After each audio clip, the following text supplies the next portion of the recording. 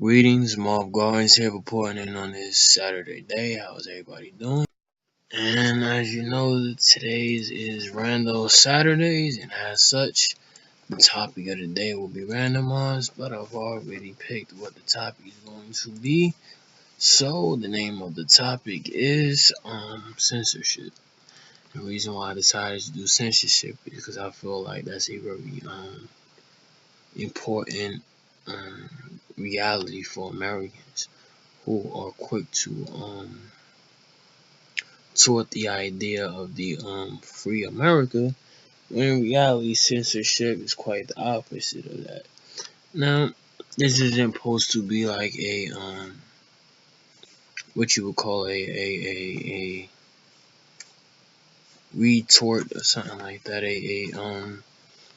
I'm not trying to get at anyone. I'm just trying to let you know that before you start your spiel about how America is home of the true and the land of opportunity and all this other stuff, you need to first come to grips with that the reality that everything in America is not free, and most importantly, is the it's not really about what you can and can't do.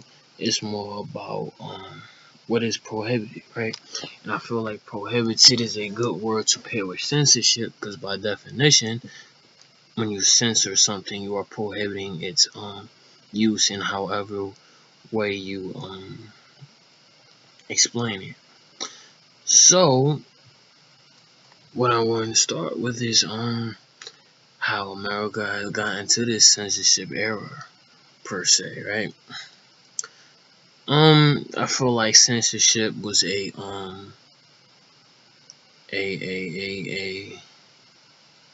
reaction to all future generations, right? At some point or another, the old and the new were not seeing eye to eye, and so the old decided to get back at the new by basically, passing. It always starts off slow in Congress, right? And then once you don't really notice it until it's already in your face. And I feel like that's how censorship came to be. It became a series of unfortunate events where the old was basically getting the fuel that they needed to promote censorship, right? And it's a sad thing, but that's just how it works out. And I don't really need to go into detail about what specific events created the censorship, because as you know, it doesn't take a lot for people to agree with essentially constricting society, because the idea is that it's always going to be more helpful than harmful, right?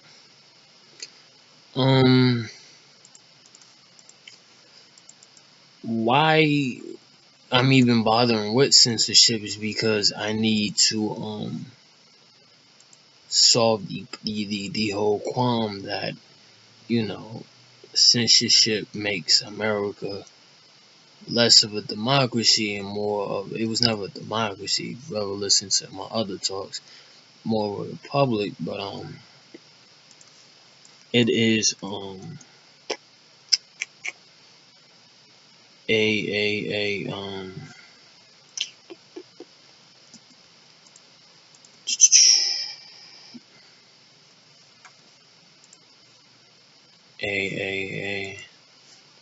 it's not that it was less of a it's less of a public. Now that I'm asking you to take into consideration censorship, more so it is you need to understand that that's just a consequence of a republic, a utility dominated system, right? I've talked about utility as well. You're going to basically have situations where utility will be used and ultimately to squeeze out the people, right? And it's not really in the sense that the people no longer have a voice. It's just that it is a utility can be used to basically sometimes work for the system instead of work with the system, right? And that's just a reality of things. And it doesn't mean the end of the world. It doesn't mean America is a you know,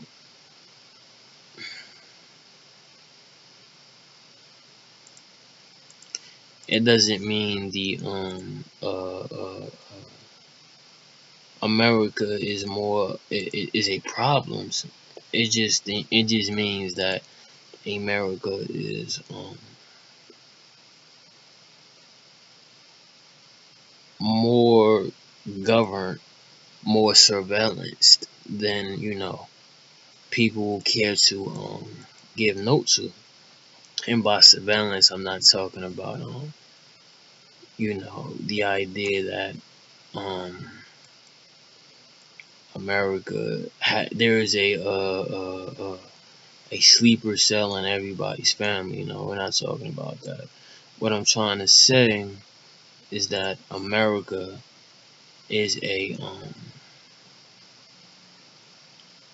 in order to explain this, I have to rely on terrorism, right?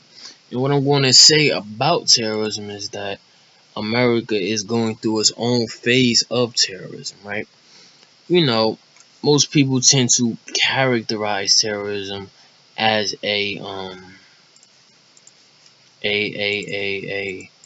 series of events meant to basically annoy, not annoy people, in order to make victims out of people, right? And people tend to misunderstand how you can be a victim, right? Because the whole idea is that if I'm not if I'm not getting attacked, I'm not a victim. It's not necessarily about being attacked. It's just that sometimes people have a tendency of having their own fears used against them, right? And once you get your own fears used against you, then you can see how this whole utility republic thing can backfire on itself, right? And this backfire results in censorship, right? So censorship ultimately represents a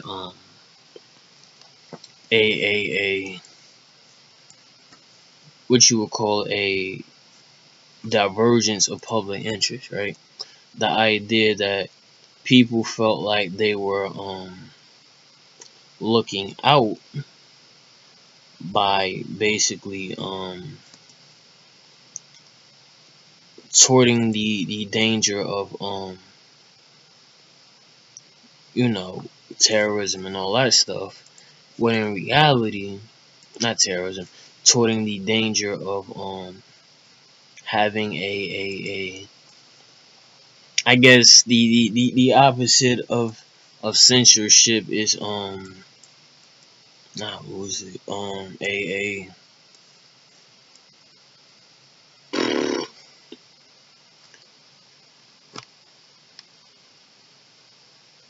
um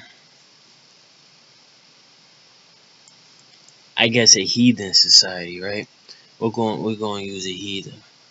And given that America is definitely split as far as religion goes, then you can see how this can work out.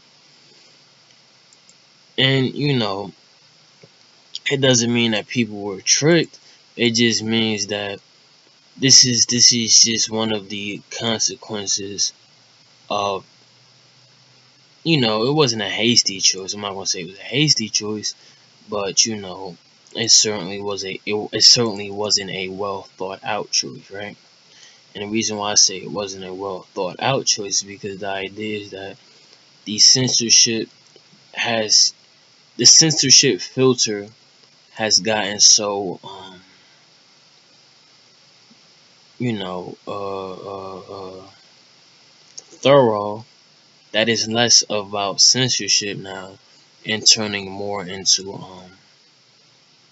you know a threat machine, right? And basically what that means is that, instead of saying that there are situations where the censorship is in the right, they basically made censorship absolute, right? The idea that people have there's no time to think about situations independently.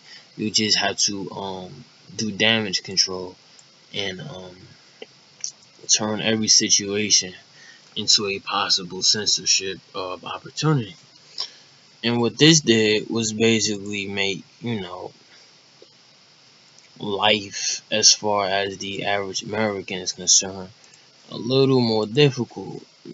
Nothing too crazy, but the idea is that when you pass policies, they should have a way of working out, right? And when they don't have a way of working out, when they have I've talked about stability and stagnation, they have essentially stagnated, you know, the country as far as cultural development goes, because the idea is that people are so scared of cultural change or cultural influence that censorship has basically allowed for a threat, um more of a threat addiction, in my opinion. And the reason why I call it a threat addiction is because you know it's easy for people to warn about what could happen versus what's actually happening, right? And that's I don't really have to stress that that's a bad habit, but that's just how society is governed. It is easier to you know basically say what if instead of what is, right? And you can't really, the sad part about it is you can't argue with the results, because if things don't happen because of censorship, then can it really be that wrong, right? And when it flips the script and basically has you basically saying, but what if this or what if that, then censorship looks more like foresight wisdom than a what you would call a misunderstanding, right? And I feel like censorship will only promote further what you would call awareness policy, right?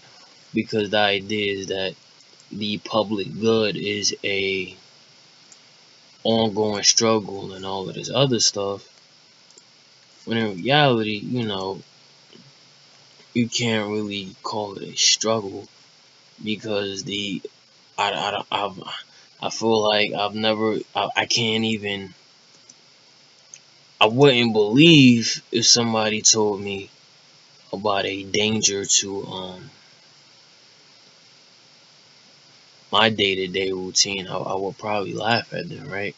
Because it would be like, what are you talking about? Danger to what routine? Like, who are you protecting me from? Like, and that's the fatal flaw of censorship, right? The idea is that it fights unknown enemies as well as known enemies, right? And the key word is unknown enemies, because that's how censorship is more or less worked, right? Off of what could happen versus what can't happen. And then how it gains its influence is basically showing you what hasn't happened, right? So now you're stuck with the whole situation of what could happen, and now the whole argument gets flipped on you. And what that means, though, is that it is a more or less a precedent thing, right? That's how censorship has promoted danger, right? By allowing precedent to overtake but tradition believes in precedent, but precedent is a danger to a liberal minded individual, right? The idea that, it doesn't have to already be happening in order to be a feasible, plausible idea. So, when you have a censorship policy that is obviously reminiscent of a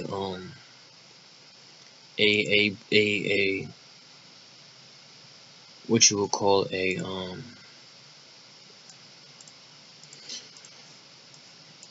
oh my god, I'm just struggling with this right now, but basically censorship is presenting itself as a precedent danger versus a you have precedent danger and you have the immediate danger, right? And this is where politics has not developed that. It doesn't have a it is moving more to, it is America has never had a history of immediate danger from politics, right? Because the idea is that because you have a utility oriented government, immediate danger is never a factor, right?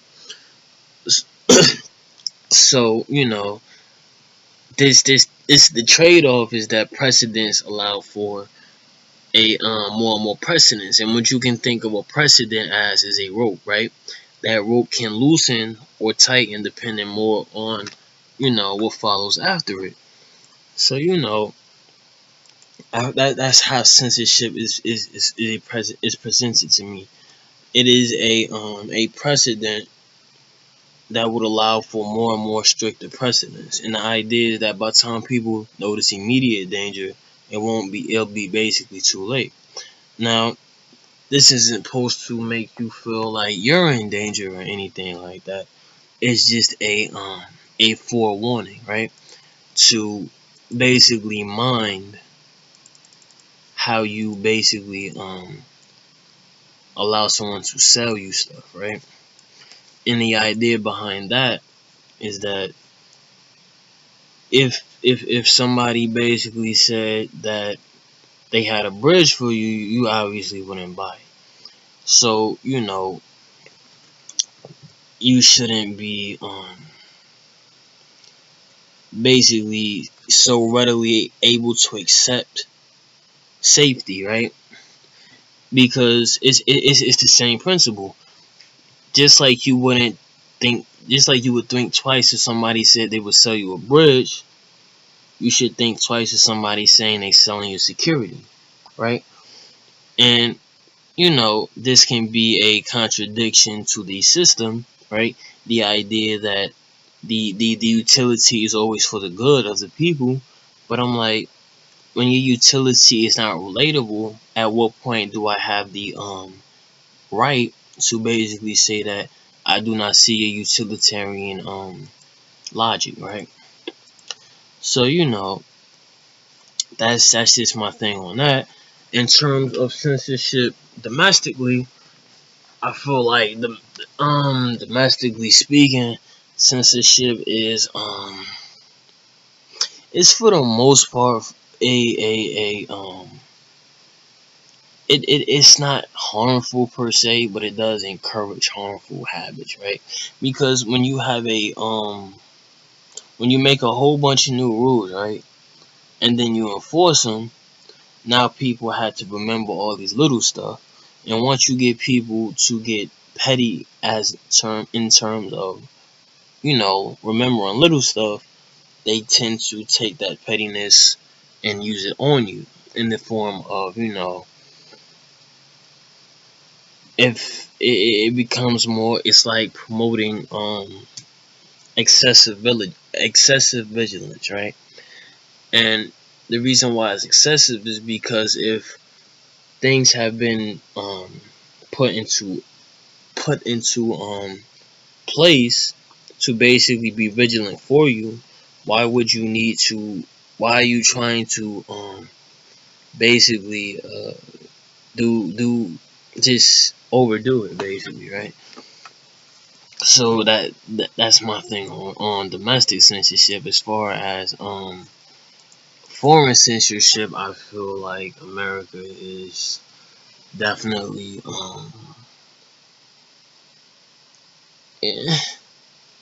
eh, it's hard to tell because America has a tendency of promoting diversity, right? But what comes with promoting diversity is an agenda, and that's the agenda that I'm worried about, right? The idea that you're promoting diversity in order to feed censorship, right? And that's where the problem starts, right? When you handpick people in order to get them to be on your side, so that when you go back to basically making policies that essentially relate more to a citizen, then it's like you basically use foreigners to keep your citizens in check, right? So that's my thing on that. Um,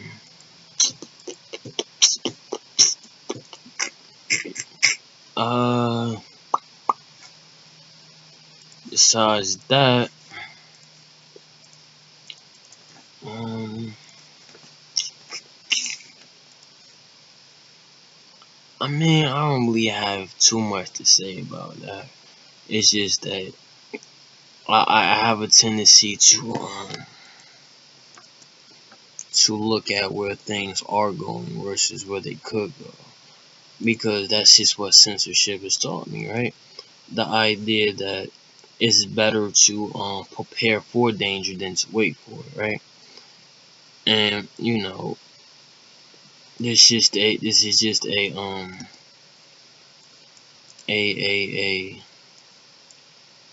a thing to note, right?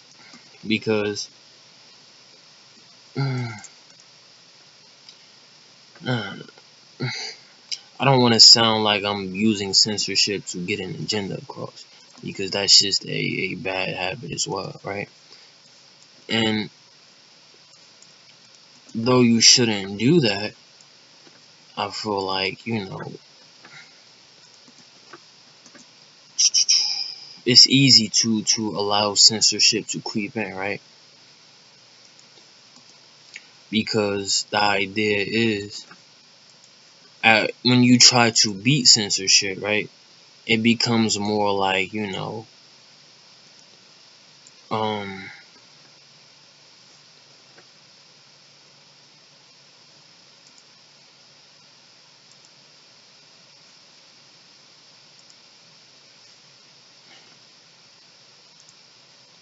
it becomes more like you're basically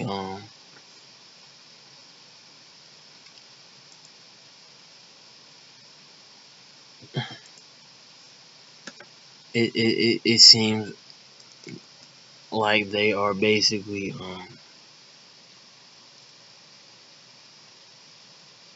turning America into a traditionalist sanctuary, right? And I feel like that's just going to influence other countries to follow suit, right? When you basically um, make it a when you basically make it a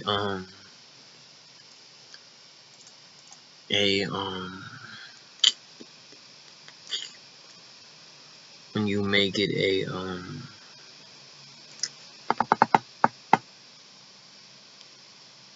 more or less a when you make being the youth a figurehead, right? Base And the reason why I say they make the youth being youth a figurehead is because that's just a facet of American government. The idea that the America is not a forward thinking country. We are more of a backwards thinking country. You know what that means is that America does not focus on trying to promote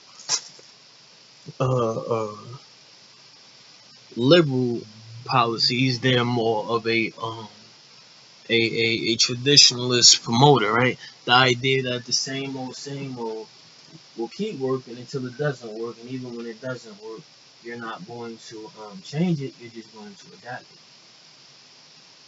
So what this does for America is create a more or less a crime, not a crime, a basically a cauldron, right? I used to call America a melting pot. I feel like it's more of a cauldron now. Which is cauldron? Because the idea is that, censorship is just another extension of business, right? And the reason why it's another extension of business is because you're basically using influence in order to maintain influence. And how you do that is by censoring anything that could challenge your influence, right? And once you're able to get all of this done, then America more or less becomes a pharaoh's kingdom, right? The idea that the old will always reign over the new, because even in death, the policies will establish precedents, because that's the danger of policies. Once they pick up time, they become traditionalist arsenal. They become added to the traditionalist arsenal. And once they're in the traditionalist arsenal, then they are able to you know, basically uh, use um the precedent as a self-explanatory truth. Meaning, if it's already been happening, how can you argue it not to happen anymore, right? So, what I feel like I get a very Star Wars feeling from this, right? The America just feels like a just a ridiculous conglomerate of traditionalist people who see censorship as a safety blanket, right? And the reason why it's a safety blanket is because it will basically keep the old, throw away the new, and anybody who's progressing from new to old is going to find themselves a promoter of the old, right? Because they spent so long being subjugated by it that it basically has become more or less a form of life. So now it's going to be habit for the new, for the transitioning new, to follow the old and instill these values back into the new. So what we get after a while is basically a stagnant country, a stable yet stagnant country. Which I've talked about that relationship as well, and that I don't know if that's enough for people. We won't know until we find out. But I feel like we shouldn't have to wait to find out things, right? If this is a modern country, it should already be able to be you know figured out what will and what won't work, right? If we always find ourselves suckers to history, right? The idea is that if we always find ourselves looking back and saying, we should have did this, we should have did that, then the 20th century will just repeat itself, right? Which in certain respects it already has, right? Because I feel like politically America is no different from what it was in the 20th century. No matter whether you begin in the early 20th, the late, or the middle, politically I feel like it hasn't really changed, right? And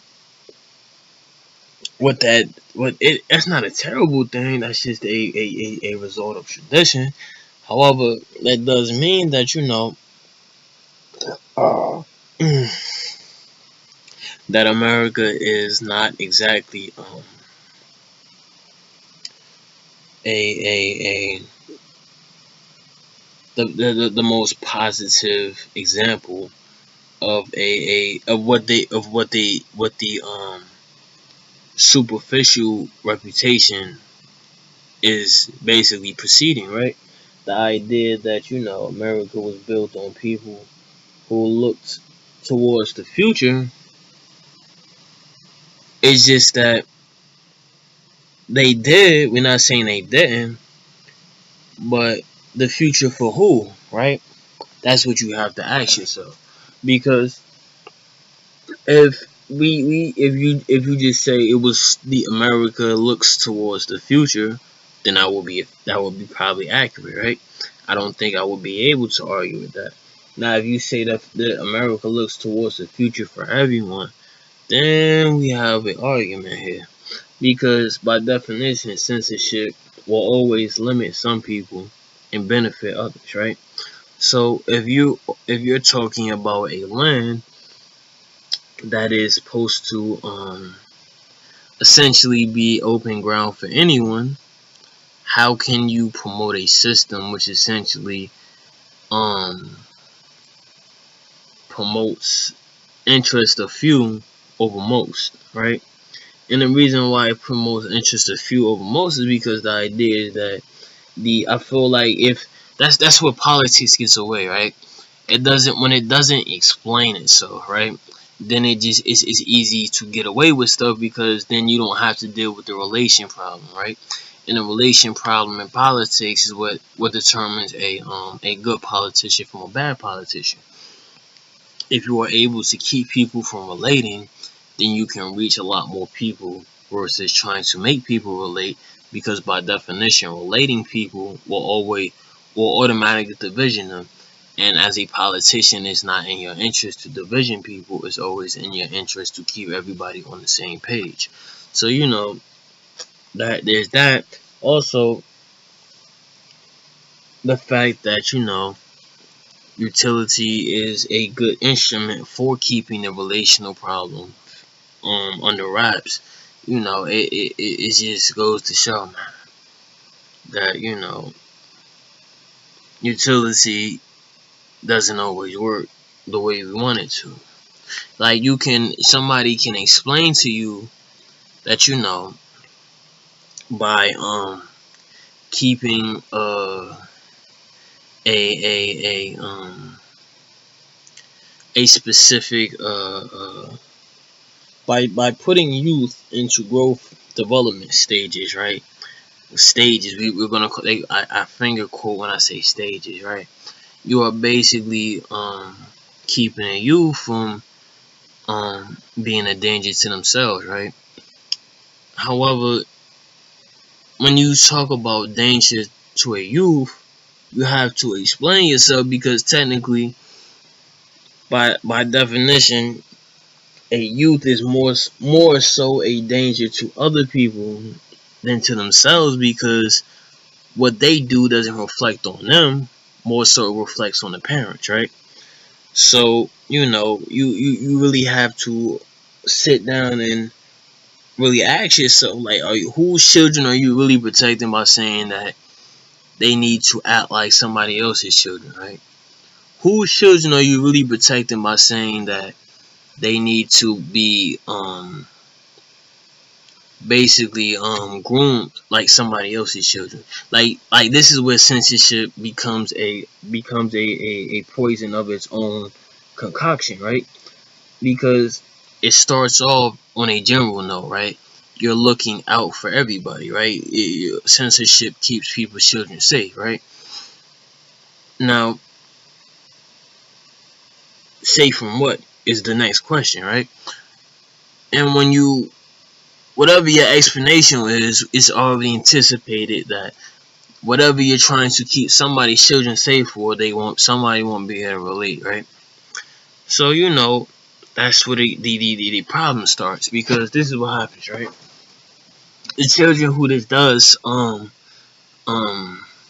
affect essentially turns into a peer pressure effect, right?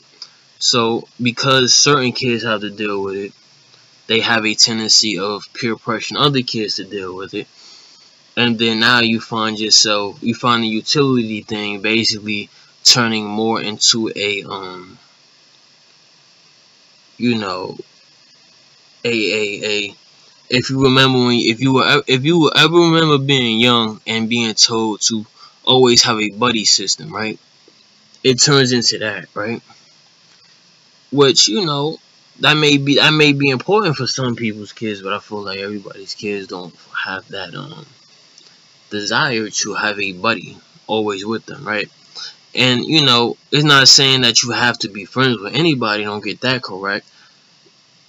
It's basically saying that you, depending on what you do not agree with, you may or may find yourself under public ridicule, right? Or more or less, you may find yourself you know a not really a victim, but you may find yourself uncomfortable in situations where you feel like people are a little too involved in basically whatever you're trying to do. And that's where the problem starts, right? Because it's society is basically crunching on the minority, right? The idea that as long as it's 51%, the other 49 doesn't matter. So once you adopt that type of logic and then apply a censorship label to it, then it becomes more like less like promoting public good and more like abusing utility, right? So now we're taking shape with this. Censorship initially started as you have utility. It's for everybody, which essentially theoretically it is for everybody, but in practice it's not for everybody, because if it was, then it wouldn't be utility, it would already be like common sense, right? So there's that. Also, by definition, censorship is not a relatable practice, right? And the idea that if you were to figure if you were to draw divisions, right, as to how many people can relate to censorship and how many people cannot relate to censorship, you will automatically find yourself split at the very beginning when you put males and females on different sides, right? And the reason why is because we've already known that what I would characterize as censorship, or what you would characterize as censorship, gets a different label once you put a female in the group, right? So to put that into perspective, we have there's a difference between male nudity and female nudity, right? A male nudity is more orchestrated around exposure of the lower body, right? Female nudity is more characterized around the upper body, right? So that's just one of those divisions that censorship isn't really creating a public good for, because I feel like the situations in which this censorship is really going to come in handy are so next and probabilistically impossible that how is that going to work? In order to move things away from nudity, let's move things towards a age limit, right? They say that 21 is the drinking age, right? Well, okay, 21 may be the drinking age, but we already know that it is easier for a female to get away with drinking than it is for a male to get away with drinking, right? And the idea is that if females are trying to initiate a drinking social situation, it typically will not end up in a news report, right? Now, if males are initiating a drinking situation, then it typically has a tendency to end up in the news reports, because males and females are two totally different objects. And that just goes to show that censorship cannot always do its job. More importantly, censorship has a tendency of working against you, right? Like, for example, when you try to basically say that, you know, on the radio nowadays, they have, and for the most part, I've always grew up around a censored radio, right? Well, not my radio, the other radio, the short band radio, the one that you can listen to in your car on a FM AM dial, right? Um, that has always been under censorship for whatever reason, even though that is by definition a radio host is the most un you can't unrelatable person that you could ever meet, because by definition they're only a voice. So when you censorship a voice that you probably wouldn't even be able to put a face to anyway, how can you really say that you're promoting public good? I mean, to a certain extent they had a point, right? Because it started with, people saying racial slurs on the radio, or speaking inappropriately on the radio. But I'm like, if somebody spoke a racial slur, how many people would hear it at that time, right? And then most of the time, if somebody does hear it on the radio and it is a problem, it doesn't even really hit the masses until it reaches the internet, right? So you've essentially allowed censorship to become a what you would call a trouble brewing situation, right? And the reason why it's a trouble brewing situation is because it essentially allows for people to exaggerate situations, right? Or worse, to take situations and expand them beyond the normal proportions. Like, nobody is going to stop broadcasting unless somebody's just going crazy on the radio and promoting terrorism, or promoting just things that people don't want to hear, right? Things that might scare people, right? So, there's that. And even then, that's not really censorship, that's more or less damage control, right? Because if a person is using freedom to endanger people, I feel like that more or less solves itself, versus basically saying, hey, you just used a bad word on the radio, you're gonna lose your job, and all this other stuff. And I'm like, but that wasn't, it used a bad word, right? Not bad words, a bad word, right? So it's like, you've automatically turned a moment, because it only takes a moment to say a word, into a whole situation, right?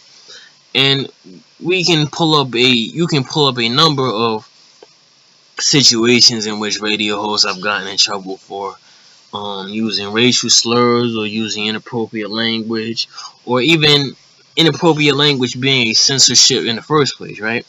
And I feel like it becomes really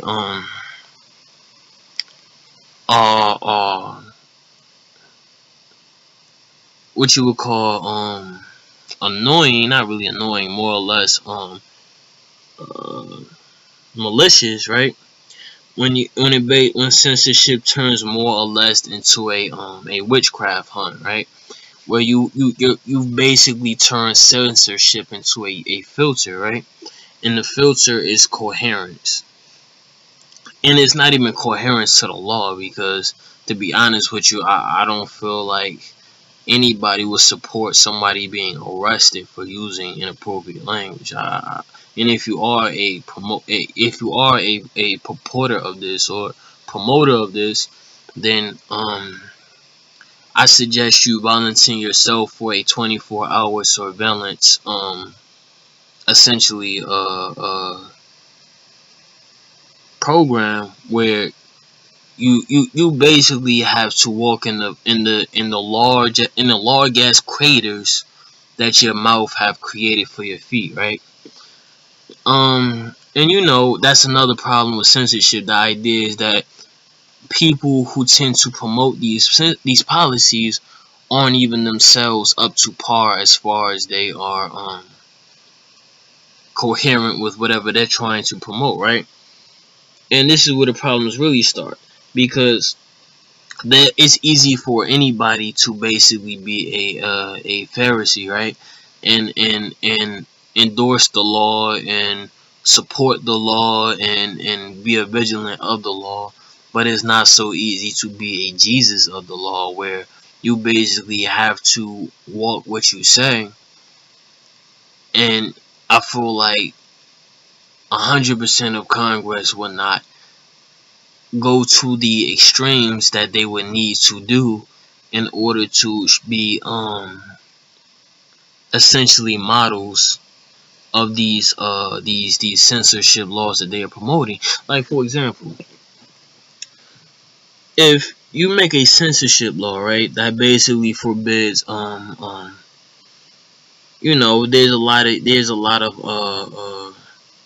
focus on language, right, and speaking appropriate language at all times, right? If that's the case, then I doubt that you would even agree to radio surveillance with no cameras, right? You're just to make sure that you yourself are in being a good endorser of censorship, right? Vocal censorship, right? Meaning you're not allowed to use any form of profanity for any reason in your day-to-day activities. And I feel like no congressman would agree to this either. So there's that, as well as a lot of laws that they create to promote to protect kids aren't even really laws. They're just you know these out of the blue situations that have nothing to do with the general population, right? Like, for example, when you make laws that basically say that minors, there's so many laws that characterize what a minor is, right? When you make all of these laws to characterize a minor, it gets very dictator-ish, right? In the sense that they become less of a protection and more of a hostility thing, right? Like, for example, the fact that we tend to look at college as a place for adults, right? And yet, given the essentially um perception of it, right? We find ourselves more or less privy to the idea that at the end of the day, these are not really adults; they're kids. And the greatest example of this is the fact that every college campus nowadays has its own public safety, right? Why do adults need public safety when yada yada yada? And you can argue that it's for the campus, right? It's for the campus buildings. It's for the to maintain a specific atmosphere on the campus. But I'm like, more or less, right? The campus safety will interact with the student population at some point or another, especially when you have situations where, like I said, drinking becomes a factor, right? And when you have this, then it becomes obvious that censorship is not a public good thing. It's more of a vigilance thing, right? Basically, people are being put in place to put you in place. And once you realize that censorship has put you in a place, wherever that place may be, you can find yourself annoyed. Naturally, I feel like it's a natural animal instinct to want to be what you want to be, right? So when you say that, you're not a kid, but you can't drink until we say so, right? You're not a kid, but we still gonna watch you like you are a kid, right? We still gonna put adults over you to basically mediate your situation. So it becomes more of a joke, right? When you call a person an adult, right, and then they find themselves relying more so on their kid habits versus their adult instinct, right? And I can only say this because I did the college thing, right?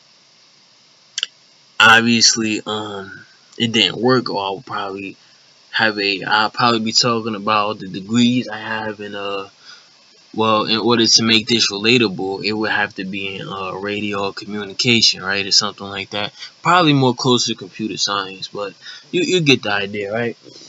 And that just didn't work out because I censorship became a reason why I couldn't no longer tolerate college, right? The idea is that you are basically put in an environment which feels more like a daycare versus a play. It's like most people don't even say college or school anymore. They call it a place of business, right? It feels less like a place of business and more like a daycare, right? Which is technically, ironically, a place of business. But you get the point, right? Censorship is a very cautious policy, right? On both sides, for the politician and for the people that claim to support it, because it can turn around on you and basically put you in a position where now you feel, well, now you're basically being somebody else's kid, right? Because you basically gave them the power to basically make you their kid, right?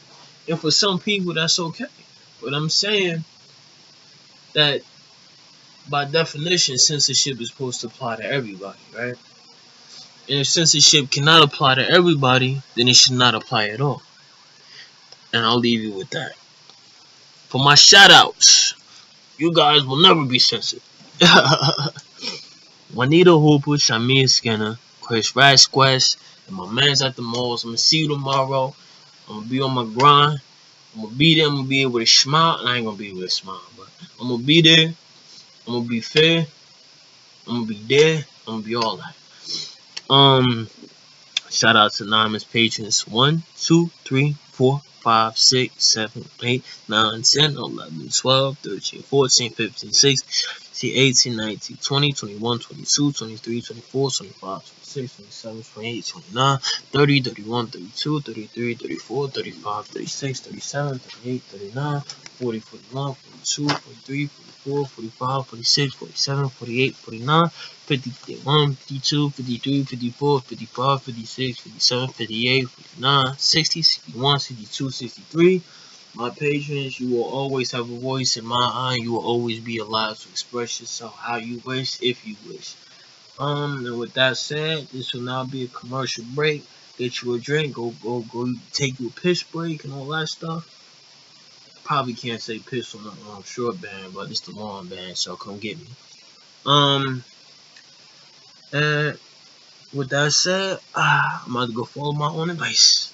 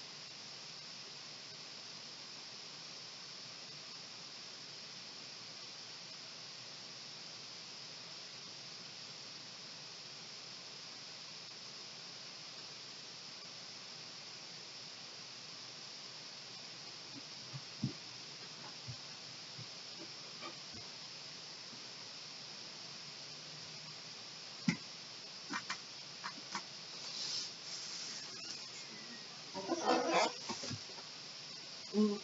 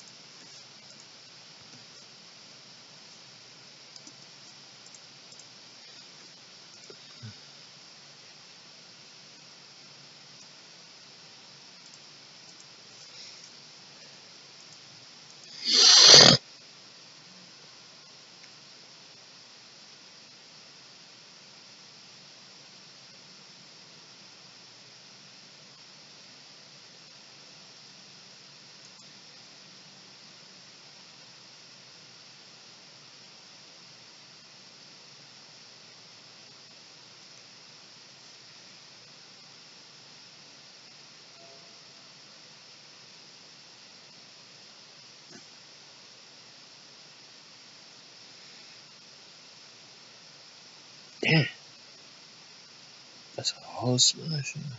Yep.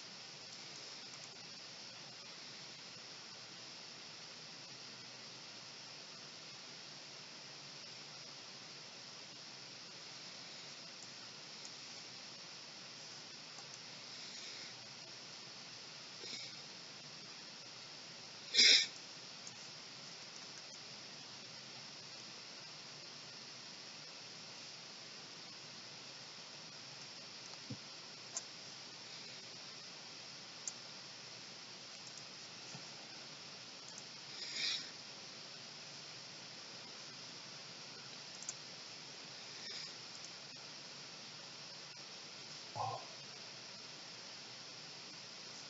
shit.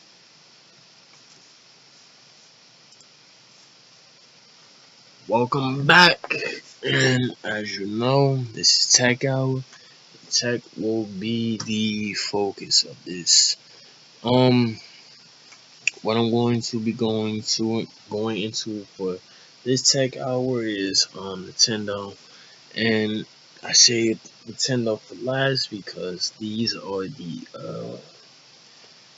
unorthodox. They are the unorthodox situation, right?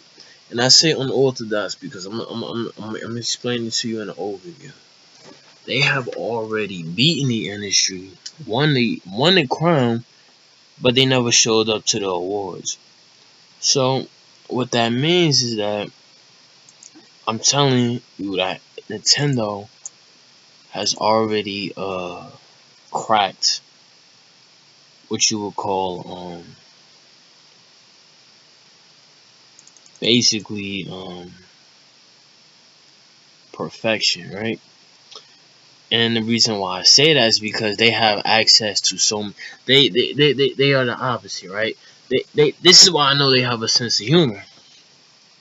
They have essentially created, well, not created, but they have so many titles that they can rely on to carry them revenue wise, that their problem is not even a console, though they tend to lag in the console race, right? Where other guys like, you know, Sony and Microsoft tend to be seen as the the big cheeses. In reality, Nintendo is the big cheese because you know they they basically are the quintessential gaming company. And why they are the quintessential gaming company is because they have done just about everything you would want a company to do. They just don't want to finish it up, right? The whole the grand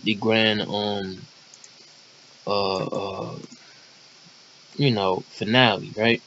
They're like a Mortal Kombat game where the player doesn't want to finish the competition, right? And that's the unorthodoxness of it, right? If you know you've already won, why do you? It makes me wonder because I feel like the reason why they don't have the right, well, not right, but they don't have they're not they shouldn't be that comfortable is because you know they are they're basically what do you call it, um they have one more key objective to do, right? And this key objective is creating a system or two. So they have a handheld, which is why they're in the green, right? They have a handheld that can accomplish the job of linking all of these excess titles, right? They have an excess of titles, right? And yet they choose not to, which is weird enough. More importantly, they they don't even have a definitive console, to be honest with you. They're more or less like a an improvisation of industry, right? And it's funny to say that because you know you when you think of someone who runs a business, you always suspect them of having everything figured out, and I feel like Nintendo does, and yet they refrain from operating with that type of foresight, right? So this is why they are last to my critique list because I don't even know how to critique them, right? And the reason why is because I'm not even sure they are trying, to be honest with you. This is just pure honesty. I mean, you look at their console, the Wii U isn't even it's not a 64 nor is it a GameCube. It's a totally different. um it's a totally different device, and you know that's just a for the device itself, it's not saying much. The Wii is not a impressive piece of technology, and yet it's not a what you would call a useless piece of technology neither. It adds to the diversity that is Nintendo, but it doesn't how you would say create the grand solution that can be Nintendo, right? So what you get is basically a device, a industry that is so ambiguous in nature that I had to save them for last. It wouldn't be appropriate to talk as if I do not see, right? Which is funny because that was the whole joke of the Microsoft rant. It wasn't the most informative, and yet you got the point, right? They basically have, you know, they have the staff, right? It's just that they don't have the products to back up this staff. Because if they did, they wouldn't be. I wouldn't have said what I said about them, right? And that's just a truth of the fact of the matter thing, right? The idea is that if you are doing it right, then I shouldn't need to basically say why, not why, but I shouldn't need to talk about anything besides what you've already been doing, right? And since they haven't been doing much, that was the um the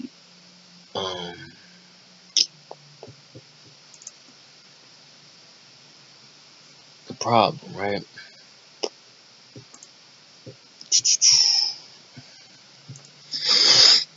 Now, what I'm basically trying to get with this whole Microsoft critique, even though this is supposed to be about Nintendo, is that it is a force of habit to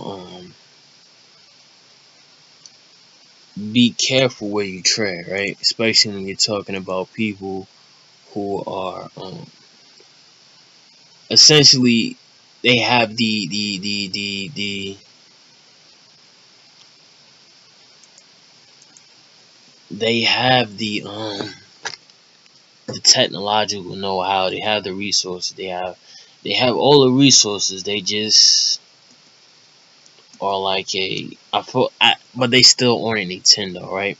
So in order to perfectly distinguish why I am talking about Nintendo last instead of Microsoft last, Nintendo has all the product that you would expect a Microsoft equipped company to have, right?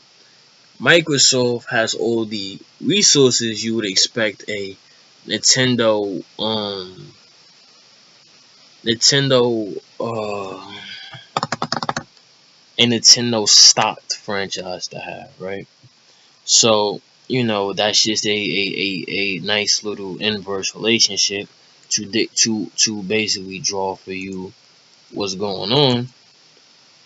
And that's just the easy way of basically saying it, right? Nintendo has all the stock in the world, all the not stock. Nintendo has all the um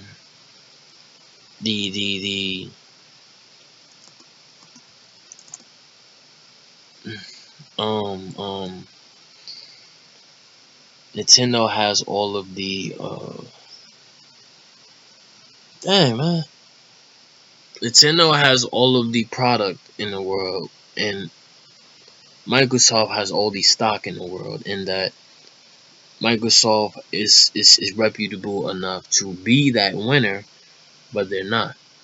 Nintendo is not as reputable as far as being in the spotlight goes. However, they have more than proven themselves as an industry. So that's why I have chosen to talk about what you Nintendo lives. Um and what I'm going to be critiquing is that Nintendo they are I feel like they're if they ever fail, right, their greatest weakness will be leadership, right? Because the idea is that every company has a leader to whom they look to for the plan, right? And this leader is in my opinion very you know cause he's a concern to me because I feel like he's dragging a company, right? And the reason why he's dragging a company is because you are you know making it seem like the whatever the reason is, you are making a company seem like it doesn't know what it's doing. And for you to do that is just it's just an insult to the company, man. And that's just it's more of a feeling versus a fact of the matter thing. But that's just it. I feel like that's just a what you call it of a my I don't know how to tackle this. Actually, I do, but it is a tendency to always look at the leadership, right, versus basically trying to point fingers. And that is how I feel about this. I feel like Nintendo leadership is very um um worrisome in my opinion, right? And the reason why they're very worrisome in my opinion is because the company has no reason to fail, and yet it's putting out product as if it's on the verge of failing, right? And the reason why I even say this is because um their um their um go-to model for this year was a Kirby game, right? Like they have decided to use Kirby as their captain for the showcase, right? And when you if you ever played any Nintendo product in the world, Kirby is not a go-to game. That's the commercial that people used to laugh at, because Kirby used to come on TV. So when your face product, right, your face value product is a TV game, it you can see how it can make people worry, specifically me, right? And the reason why I'm even worried is because on I've grown up on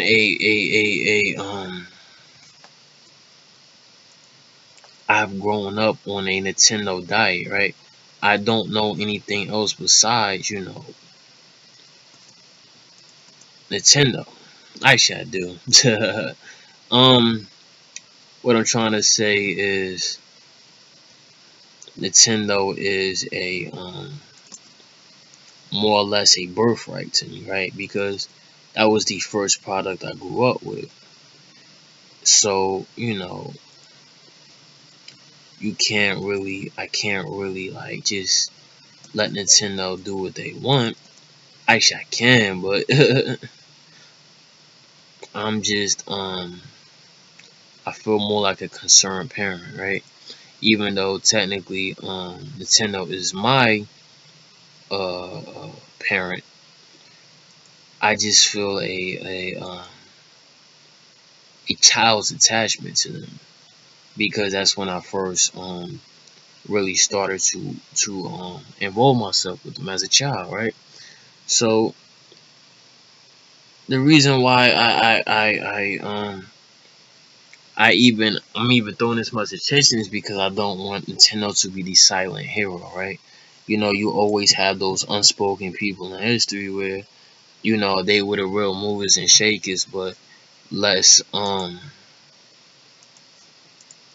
basically less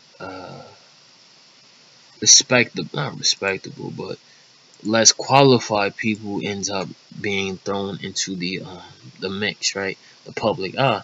And I feel like that's the what you call it of Nintendo, the idea that they are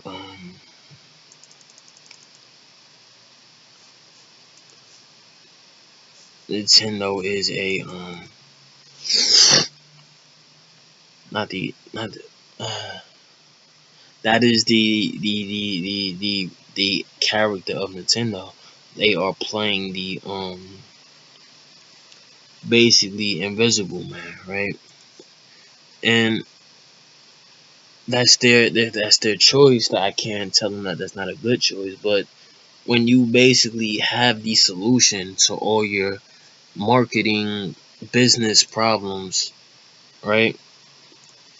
It can be very annoying to deal with how this basically you know this basically fares out, right? Because Nintendo, in all due respect to any other company, should be leading the market as far as you know sales go, right? Just pure sales. If we're talking about pure sales here, then this is definitely a Nintendo sport, right?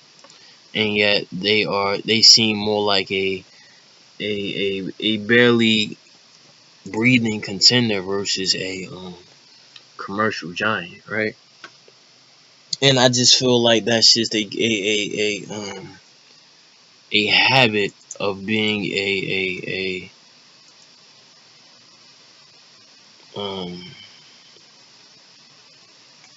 what you would call a humble studio, right? And I say humble because, you know, when you don't have the name, it's not going. Most developers don't think I want to write for Nintendo. They think most developers say I want to write for Sony or Microsoft, right? That's how what you call that's how this is how Nintendo becomes a silent contender, because I feel like it's just not in their personality to say, you know, um why don't you just write for me? Like, what, don't you feel like we are the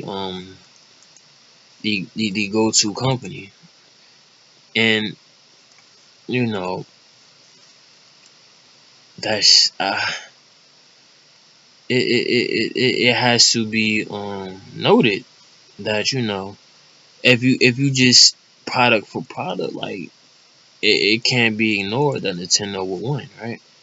So the fact that Nintendo isn't winning, the fact more so Nintendo is basically barely keeping up, you have to ask why. And I've came up with my solution, right? I feel like Nintendo has chosen to do this because that's just a they have the it's like a sports game, right? The home team will always be favored, in the sense that, you know, Nintendo is not the home team of America, then they will always have that disadvantage, right? And by having that disadvantage, it means a lot for sales, right? Because you always expect your domestic sales to carry you in your first initial quarter, right? Any business, right? So, you know, I feel like a lot of companies depend on this because when you're talking about investor relations and all that other stuff, you need that type of fancy talk in order to attract investors. So, you know, that's how political politics gets thrown into this. And Nintendo, by definition, can't have a truly political influence in a country that is not the origin, right? of their base, especially since America has already adopted a a sibling company in the form of Pokemon America. So there's that, and that's just a if to throw this into perspective, all you have to do is look at their criteria for you know um um um for submissions, right? In terms of Pokemon related content, American American companies are not allowed to essentially write somebody else's game, which is Nintendo, right? So there's uh, uh the silent for that. In terms of what that means though is that Nintendo has basically said I know, but they don't really know, because if they did, they would be at least putting some type of effort in it. And I feel like they don't put effort in it because you know they don't want to try for a country, basically a country that isn't their own, right? Because traditionally, as we know, tradition always wins. Traditionally, you know, I mean not America. Traditionally, not Pokemon. Nintendo is a Japanese company, right? And as such, it will always appeal to Japanese interests.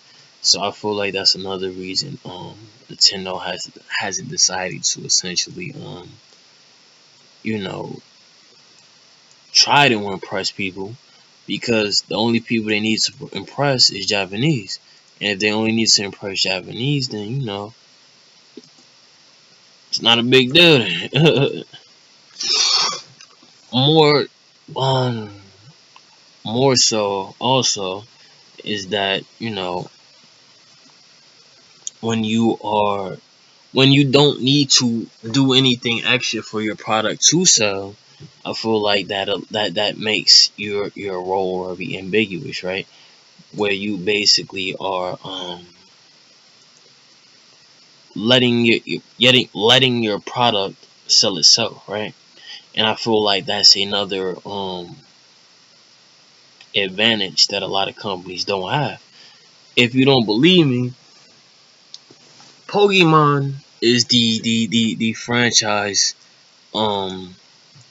what you would call it's like the favorite child of the Nintendo, right? And if you look at the new Pokemon game, it's not anything. They're not doing anything that they really could do if you're a real Pokemon player. And to put that into perspective, they Pokemon have just released they ain't just released it, but they released a Pokemon game that wasn't a main franchise game, and it totally like thought outside the box, right? And this is for a console that you know wasn't really doing much to begin with, right? The Wii U, we all remember the Wii U basically being promoted as a zombie player game, right? Something of that nature, right? And then now, you know, after you play the new Pokemon game, right, for Wii U, you just have to be like, wow, like if they really wanted to, they really um felt the need to, they would basically dominate the whole market, right?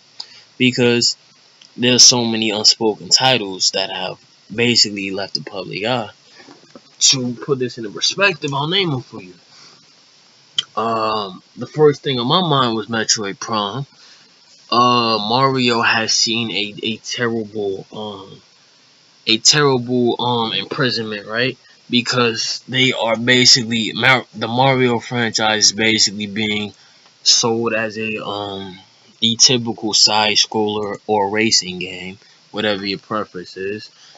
Um more into franchise games, back to Pokemon, they had a nice spin-off series that they had going on where basically, you know, they would make the main franchise, which is for the handheld, and then they would make a console, a basically a console support game, right? And the reason why it was genius, right? The reason why it was genius is because guys like Sony and Microsoft make their money off of DLC or internet shop stuff. Nintendo thought outside the box and basically made their money basically off of an entire different console game, right? And how it worked was that instead of relying on uh uh basically events, right? Like where instead of basically making people come out, right, to get extra content, they would basically sell you the content in the form of a video game, an additional video game, which is actually making you pay more. But if it's a good game and it adds the content and gets the you know excuse me, the experience that you want, then you can't really like argue with it. More importantly, it was a good testament to how useful the Nintendo console could be, which is basically an extension of the handheld series. Moving forward, Zelda is what you would call a good an excellent really contender, right? For the franchise crown, because it evolves the same system as Pokemon, but strategically speaking, Zelda games will always be dominant because they will always feel different. You know, and just going into that perspective, anybody who claims to be a gamer, tell them to beat every Zelda game that has ever came out, and I guarantee they won't talk to you for months, probably even a year or two, to be honest with you. And that's assuming that they're playing it like trying to beat everything, and that just goes to show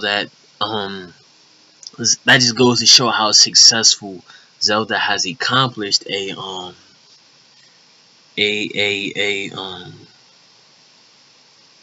what you would call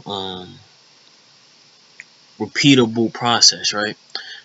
Uh, they had going. I'm going to go backwards more into the Nintendo 64 because this is where my argument for Nintendo gets really annoying, right?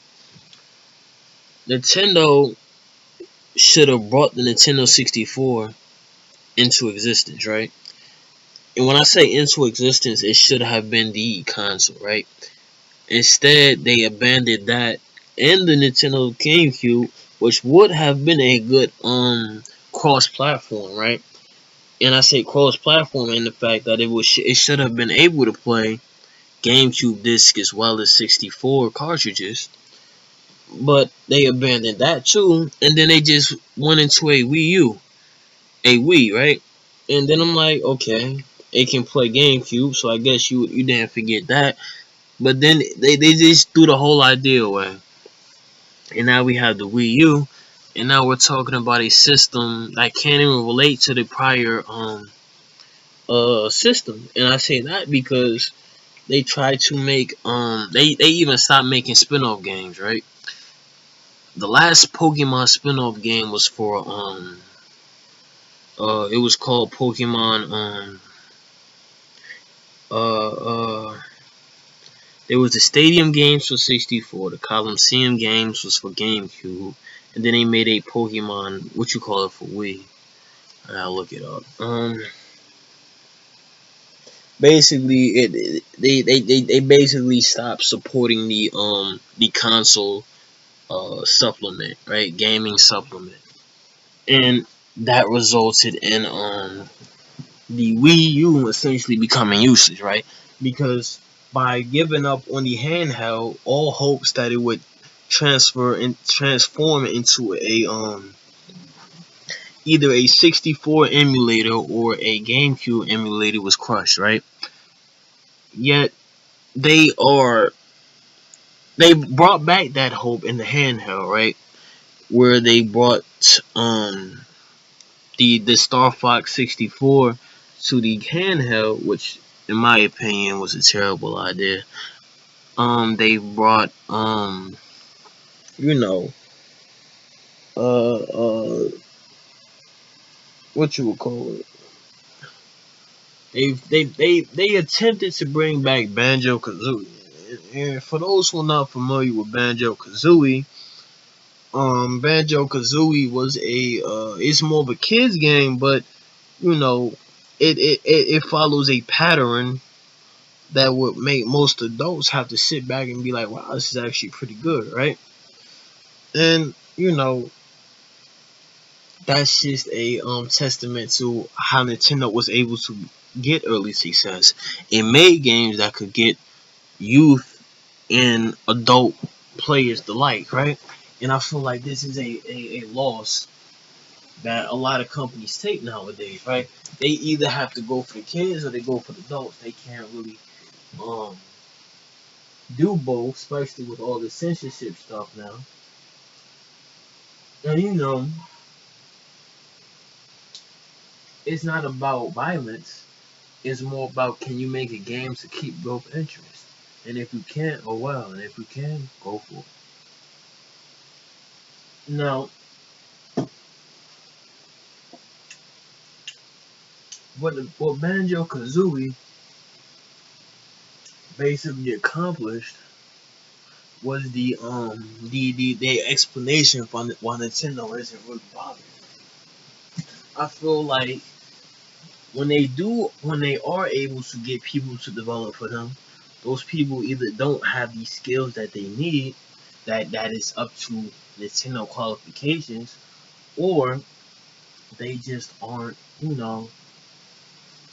Nintendo. I feel like for a developer who was influenced by an American industry, a Nintendo dev deal seems more like a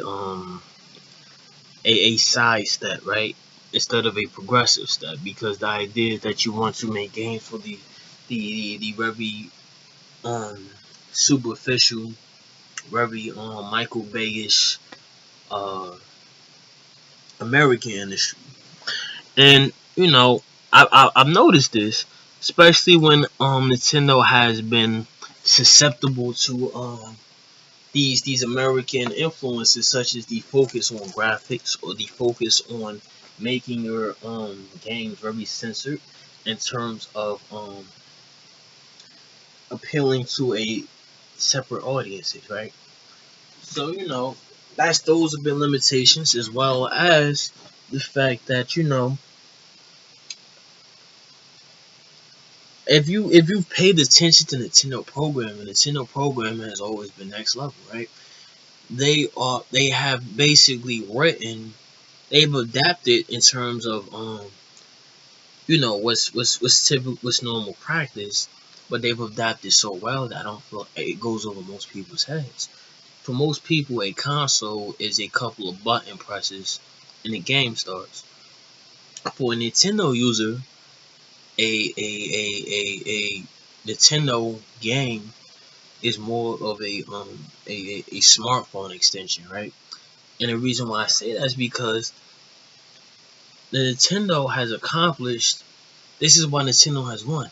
They have accomplished an app-like atmosphere, right? That makes it almost akin to having a smartphone that can do game processing, right? The genius of it is that it's not even close to done, which means that there's plenty of room for active development ideas. There's plenty of room for um, newer corporations. There's plenty of room for basically expansions, because it's a software dependent. It's a software um dependent technique. So because it's dependent on software, it can literally be built to do anything. So what that means is that the Nintendo has done what other companies cannot. They've taken a handheld and made it successful, and The console is just so many. It's so close to being successful that it's not even worth saying why they haven't made it successful yet, right? Because the idea is that if they ever made a Nintendo 64 modern remake, right, that can play the GameCube games, or a GameCube remake that can play Nintendo 64 games, is over. And the reason why it's over is because some games were just meant to be played with bad graphics, right? And the reason why I say that is because the attention to graphics has been questionably bad, right? The idea that games have been constantly improving in graphics is more or less a moot point, right? The reason why it is a moot point is because if I find a game easier to navigate, right? If my gamer experience is more from a game that has piss poor graphics by the American standard, then I don't care. And even then, with the focus on graphics, we're talking about ridiculous things happening, right?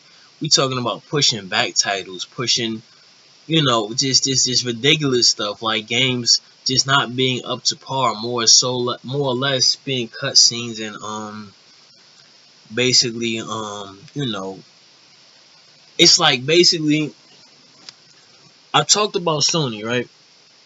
A Sony cutscene is God. Sony, that's the only good thing that Sony accomplished, right? The idea that they have the display is just not done yet, right?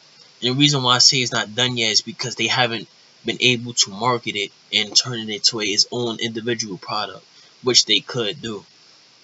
And I feel like Sony was the truth that graphics don't matter, because Sony, no, not even Sony, actually CG. If you don't know what CG is, right? Animated CG is like movies Michael Bay done correctly, right? So instead of making everything bullet time scenes and explosions, you basically take animations, right? Drawings, and you make them so convincingly like people by way they move, the way they talk, the whole setting and atmosphere. And because it's a drawing, you have no limitations. You don't have to pay you have to pay voice actors. That's not bad. You don't have to pay actors to physically be in place. You don't have to worry about filming in a setting. Your equipment is not limited because we're talking about software here. Like Sony has already beaten that battle. It's never been about running specs. It's about your ability to create a display that can maintain attention and create a product, which that's Sony's battle. Now back to Nintendo.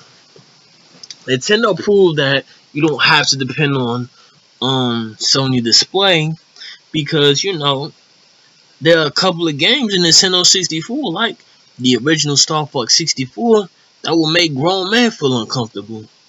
And I say that is because it's the attention to detail, right? Like most people like to talk about going back to gaming Illuminati, they talk about frame rate and stuff. See, I don't always jump on a jock, right? They like to talk about frame rate, but in reality, it's not about frame rate. Because if you're running a game on a low basically on a low GPU, right? I call it low GPU because the idea is that it's not really straining the equipment. It's easy to run, so you don't have to worry about speed, and it's easy to write because by definition, low GPU means that rendering is not it's not detail oriented, right? Because that's the problem with high-end GPU rendering. The idea is that you're forcing the computer to take into consideration all of these excessive details that in reality don't create a better experience. You're just slowing the computer down, as well as showing to your consumer that you don't really know what you're doing. More so into the low GPU end, once you make it easy to streamline a consistent image, all you have to do is use your imagination and the image will do the job. And this is what 64 did for me. I'll never forget fighting Andros. When I first saw Andros for the first time, I was scared. I ain't gonna lie to you, man. I was scared out of my mind because Andros, I feel like everybody can relate to an Andros. Everybody has an Andros in their life, right? And you know that when you, the fact that even this early, right, as early as the 64, right, there was a first person view. Playing that first person view Star Fox Nintendo 64 graphics, oh god, too realistic. And that was another truth that opened my eyes, that graphics don't make situations realistic. The view does. All you have to do is make the first person view detail oriented, right? And I say detail oriented in the sense that, you know, what they've been talking about now has been done. You know, remember when they came out with the new Star Wars Battlefront, right? The new, I say this with extreme air quotes, death to Disney. It's not a death threat. I'm saying that you guys need to go out of business. Attention to detail has always been done. You know, when you are creating the first person view, the first thing you need to think about is playing it, right? So if I'm playing it, well, is the detail good enough for me to pay attention? Going forwards now, the 64, Metroid Prime has always been a handheld game. When they moved the Metroid Prime to a true console, I was blown away. I said, what? Metroid Samus Aran, when you first get off that little hunter ship she has, right? And this is a female protagonist. This made me forget about all my biases. I jumped out when you see the animation, she jumps out of the ship, right? And they throw you into first person. You're like, wow, this was in 2003. So it's like, you know, the first person view was so underestimated. So underestimated, it's not even funny. In order to avoid being a franchise bandwagon, we'll jump into a more unorthodox game. Super Mario Sunshine. If you don't know what that is, Super Mario Sunshine was about basically you cleaning up graffiti. It was supposed to be, it was more like a joke game, right? But they did it so well. They did so much attention to detail in terms of basically transitioning from different phases of the game to other phases that you couldn't even argue with it. You couldn't even say, I don't play that game. That's for kids, man. That's to make them get good cleaning habits. No. The game was it was written so well in terms of, you know, this is a third person. This is not a first person, mind you. It was so creative because the Mario franchise has always been run through the level, run through the level, run through the level, run through the level. How many times we gonna run through the level before we feel like this is another Sonic game, just reskinned, right? So, you know, there's that. And I feel like it created a bad habit for the game industry. When you got people that have all the resources in the world but don't really know what they doing because they haven't created that masterpiece, right? They tend to become copiers, imitators, right? So when you see how successful the open world was for Mario, and then you repeat this process for Pac-Man, which did it even better, you took excuse me, that I just blew my mind because Pac-Man I was even a worse. That was even a worse technological uh uh basically technological program, right?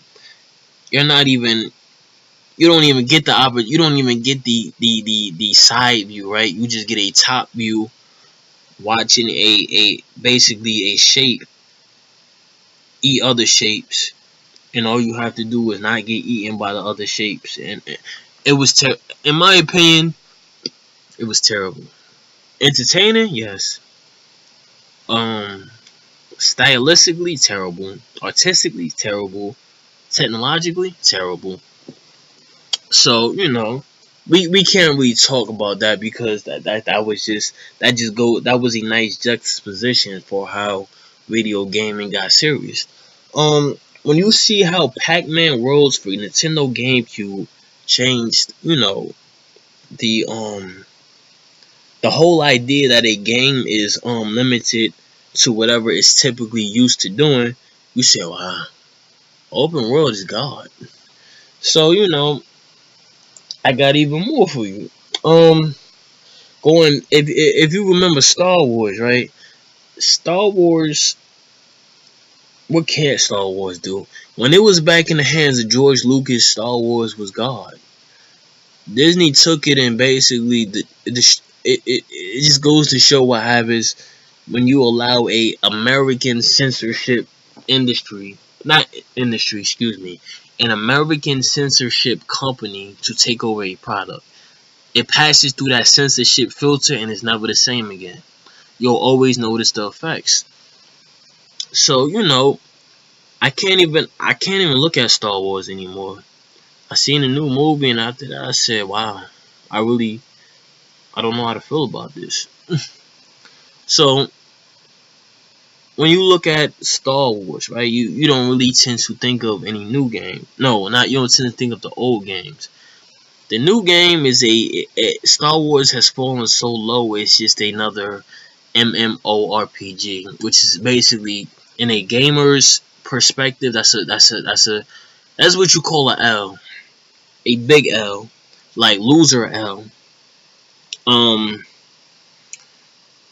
that's basically saying the game is it's not even worth packaging into a product. It's more or less it's like when people tell you that a game is an MMORPG, avoid it. That's what you call the DVD of gaming, right?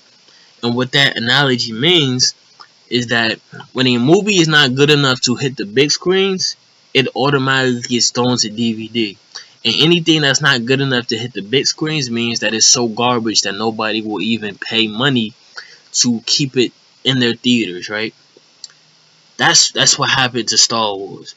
It lost so much value that nobody even wants to write for it seriously anymore, which is why EA Games ended up with the product and had to basically destroy it the wrong way. Now, the reason why I've even brought up Star Wars is because there are a couple of games that you may not even heard about.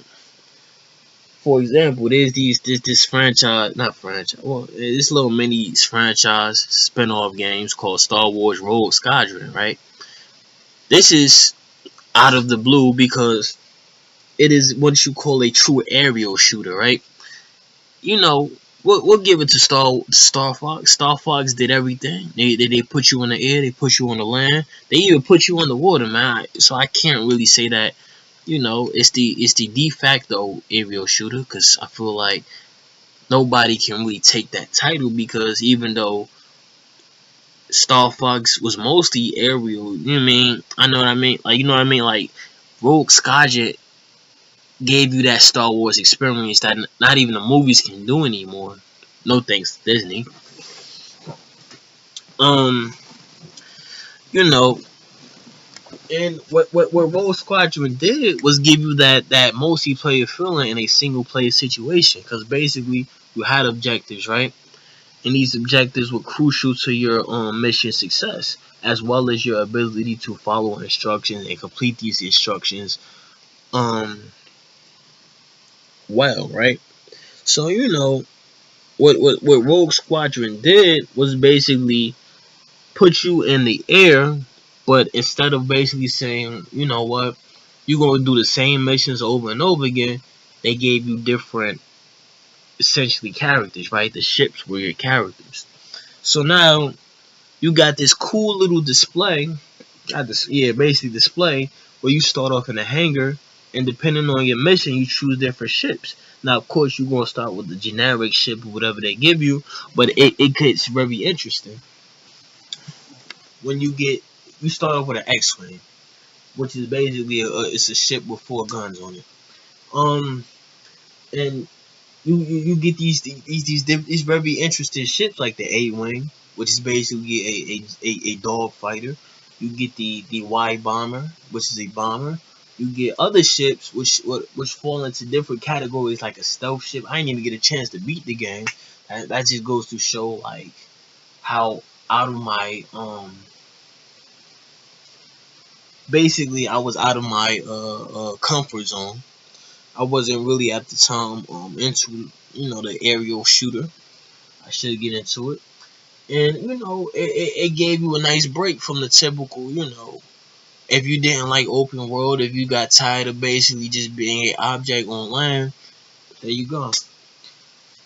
Now, a very interesting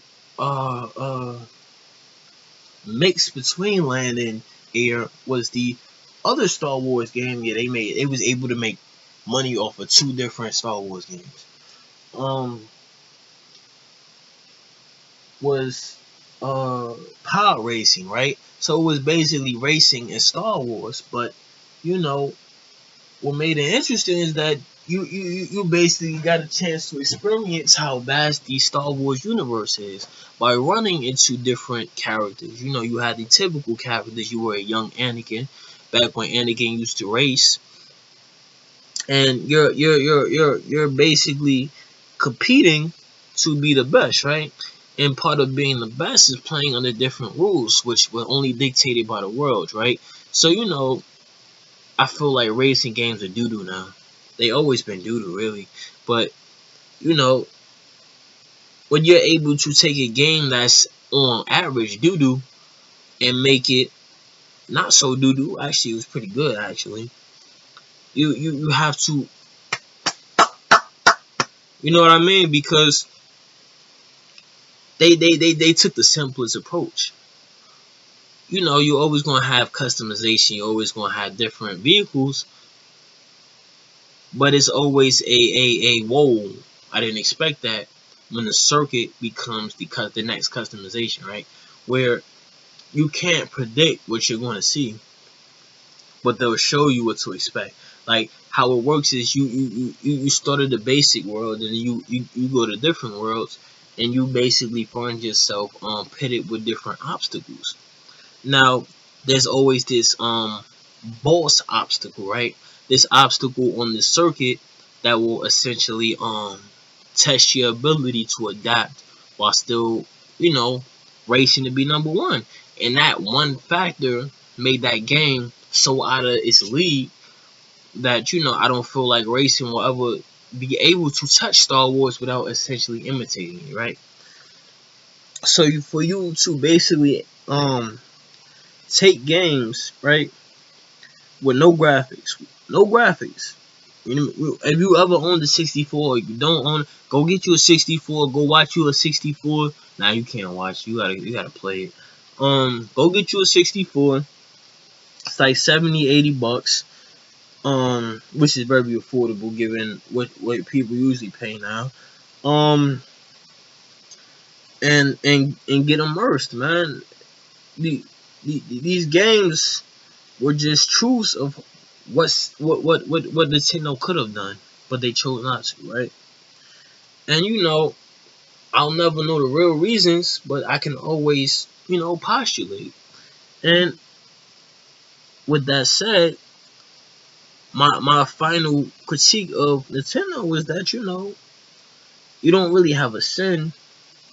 You just are your story is played out. That's all I'm trying to say. You don't have to be the cool guy in the room all the time, Nintendo. You be a geek and talk a little bit in terms of with actions. No E3 speeches, man. No E3 jokes, no none of that stuff. I want to see straight Nintendo E3 action. And do that thing you was doing when you was making Nintendo 64 titles, man. That's all I ask. Matter of fact, if you can't do that, then follow the mode you've already started. Because I forgot to tell you that Nintendo has already started emulation, which other companies have started that. Like Sony has a little bit of emulation going on, but they have, since they're big corporate, right? They have a lot of licensing issues, right? Where they can't even endorse all of the products that used to be under their titles, under their consoles, because that's what happens when people come to you as developers versus as employees, right? Microsoft is just terribly behind in this. They've been talking but you could just play the old games on a new system. But I'm like, that works until you tell people that you're selling these old games as if they're new again, right? And that's where the problem starts, when you try to play people for a fool, right? More importantly, I feel like that's just not a